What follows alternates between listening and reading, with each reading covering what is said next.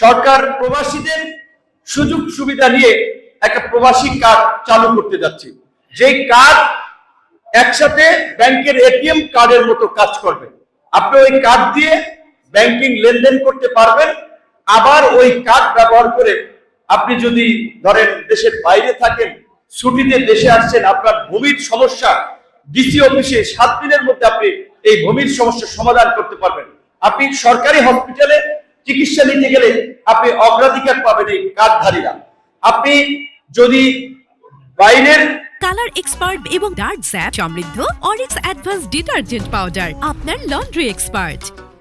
বাংলাদেশের দূতাবাসে যান পাসপোর্ট রিনিউ করার ক্ষেত্রে কোনো কাগজের সমস্যা নিয়ে আপনার কার্ড থাকলে আপনি সেবার ক্ষেত্রে অগ্রাধিকার পাবেন।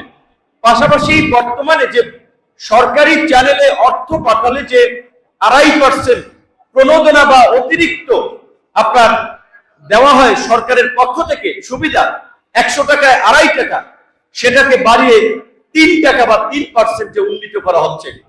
আপনাদের সদস্য, আপনাদের ভাই বোনেরা, পরিবারের মেম্বাররা যারা দেশের বাইরে থাকে তাদেরকে বলবেন যে প্রবাসী কার্ড চালু হলে তো পর্যায়ক্রমে সবাই প্রবাসী কার্ডের আওতায় আসবে।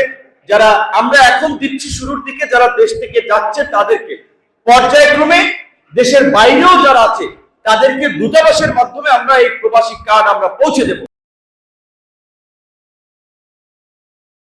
কালার এক্সপার্ট এবং ডার্ক স্যাপ সমৃদ্ধ অরিক্স অ্যাডভান্স ডিটারজেন্ট পাউডার আপনার লন্ড্রি এক্সপার্ট।